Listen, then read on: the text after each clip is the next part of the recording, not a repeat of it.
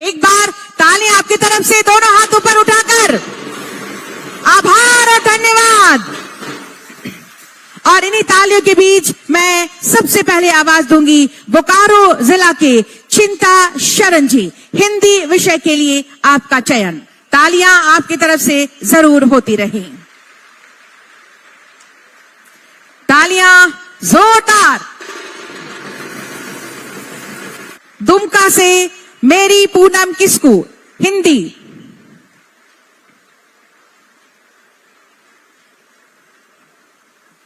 दुमका से सांकेतिक रूप से 24 के बीच। ईस्ट सिंहभूम से मलय कुमार महतो, इंग्लिश के लिए। गिरिडीह से ममता कुमारी, मैथ्स।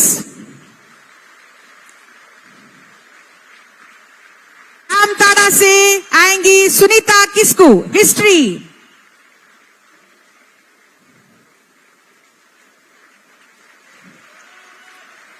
ये 24वां नाम वेस्ट सिंहभूम सतीश कुमार तिर्की, मैथ्स। ये एचईसी का ये मैदान है। एचईसी वो उद्योग है जिसको उद्योगों की जननी कहा जाता है। आज इस उद्योग के बदौलत पूरे देश में नहीं, अलग अलग दुनिया में भी उद्योग स्थापित हुई। लेकिन आज इसकी हालत क्या है देख लीजिए। मुझे जो लगता है जब ये उद्योग बना होगा उस समय 25-30 हजार से कम लोग नहीं काम करता था यहां पर। लेकिन आज की स्थिति 10-11 हजार भी आदमी है कि नहीं है, ये भी बड़ा मुश्किल है। और उनको भी तनख्वाह कितने वर्षों में मिलता है कि नहीं मिलता है। आए दिन बेचारे सड़कों पर उतरे रहते हैं। इस उद्योग को बचाने का काम किसका है? इस उद्योग को बचाने का काम राज्य सरकार का नहीं है और राज्य सरकार के क्षमता के भी बाहर है।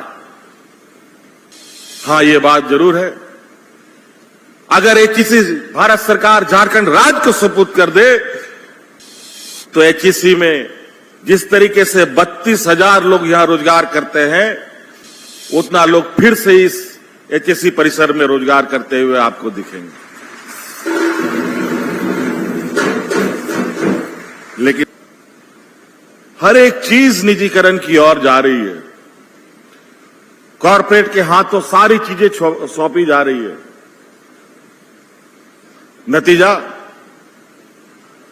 नौकरियां खत्म हो रही हैं।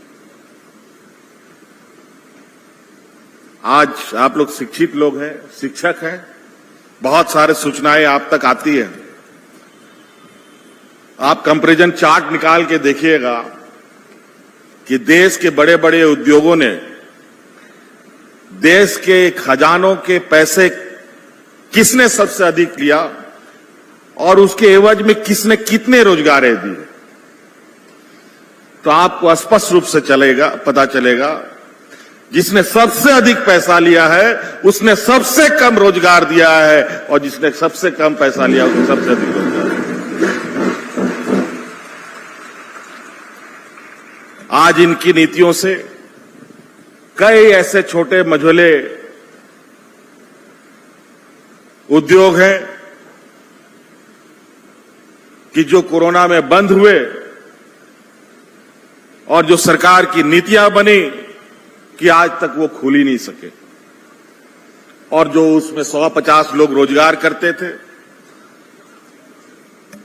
वो आज के दिन में भी रोजगार की तलाश में दर दर भटक रहे हैं।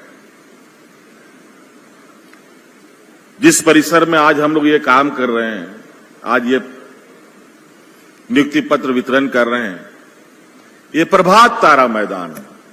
ये एचईसी का ये मैदान है। एचईसी वो उद्योग है जिसको उद्योगों की जननी कहा जाता है।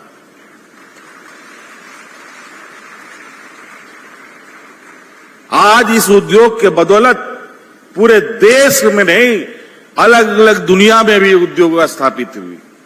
लेकिन आज इसकी हालत क्या है देख लीजिए। मुझे जो लगता है जब ये उद्योग बना होगा उस समय 25-30 हजार से कम लोग नहीं काम करता था यहां पर, लेकिन आज की स्थिति 10-11 हजार भी आदमी है कि नहीं है, ये भी बड़ा मुश्किल है। और उनको भी तनख्वाह कितने वर्षों में मिलता है कि नहीं मिलता है, आए दिन बेचारे सड़कों पर उतरे रहते हैं। इस उद्योग को बचाने का काम किसका है? इस उद्योग को बचाने का काम राज्य सरकार का नहीं है और राज्य सरकार के क्षमता के भी बाहर है। हां, यह बात जरूर है, अगर एचईसी भारत सरकार झारखंड राज्य को सुपुर्द कर दे तो एचईसी में जिस तरीके से 32,000 लोग यहां रोजगार करते हैं, उतना लोग फिर से इस एचईसी परिसर में रोजगार करते हुए आपको दिखेंगे। लेकिन ये नहीं करेंगे। सारी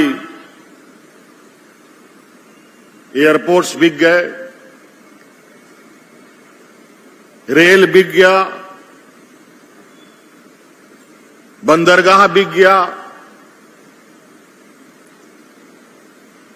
कई उद्योग लाइन में पड़े हैं, अब इन सबको भी बेचना है।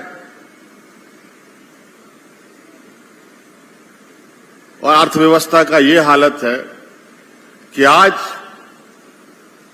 डॉलर के मुकाबले हम लोग का जो रुपया का हालत है, लगता है कि ये हमारा राज्य का रुपया पैर पर नहीं सर के बल खड़ा हो गया।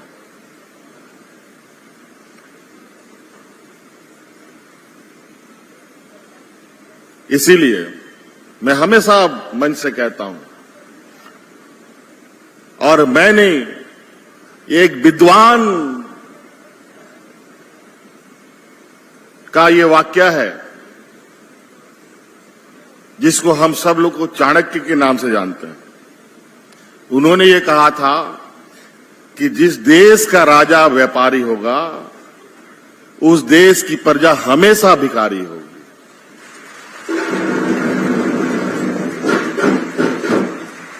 तो कमोवेश देश की स्थिति आज वही है।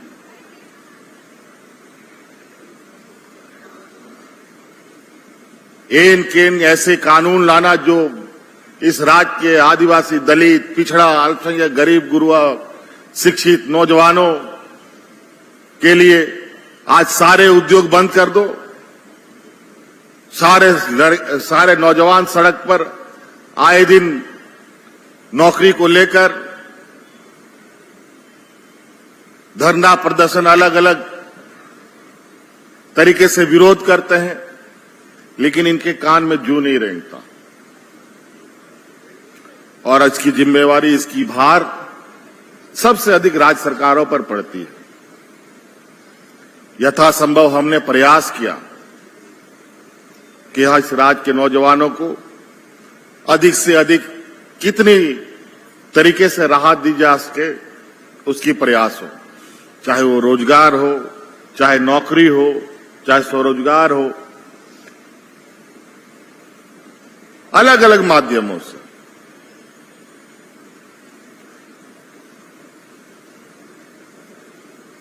हमसे अधिक लंबे समय तक तो इन लोगों ने इस राज्य में राज किया, और मैं इनको चुनौती देता हूं, इसी प्रभात तारा मैदान में आकर के हमसे डिबेट कर ले, इन लोगों ने इतने वर्षों में क्या किया और इस चुनौती भरे 5 साल में हमने क्या किया है, उनको हम हिसाब देने के लिए तैयार हैं।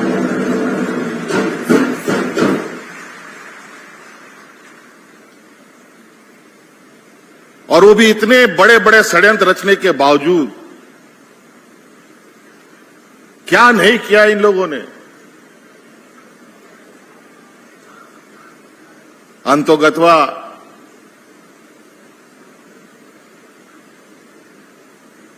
न्याय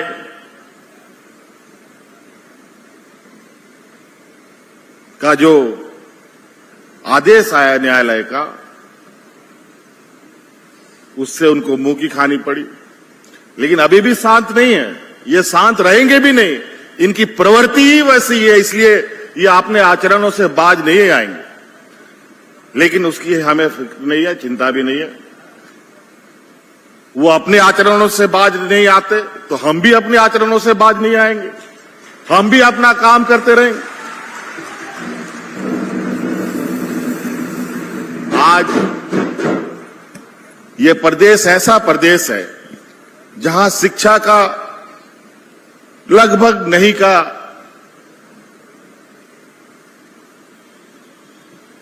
इस राज्य को मूल रूप से मजदूर प्रदेश के रूप में जाना जाता रहा है। ये तो हमारे कुछ मिशन भाइयों के बदौलत कुछ शिक्षा संस्थाएं बनी जहां तहां, उनके वजह से कुछ लोगों ने शिक्षा ग्रहण की, कुछ नौकरियां पाए, कुछ उच्च पदों पर गए। नहीं तो आज के दिन में भी कितने आदिवासी आपको मिलेंगे जज, कितने आदिवासी मिलेंगे आपको वकील, कितने आदिवासी मिलेंगे आपको जर्नलिस्ट, कितने आदिवासी मिलेंगे आपको आईएएस आईपीएस।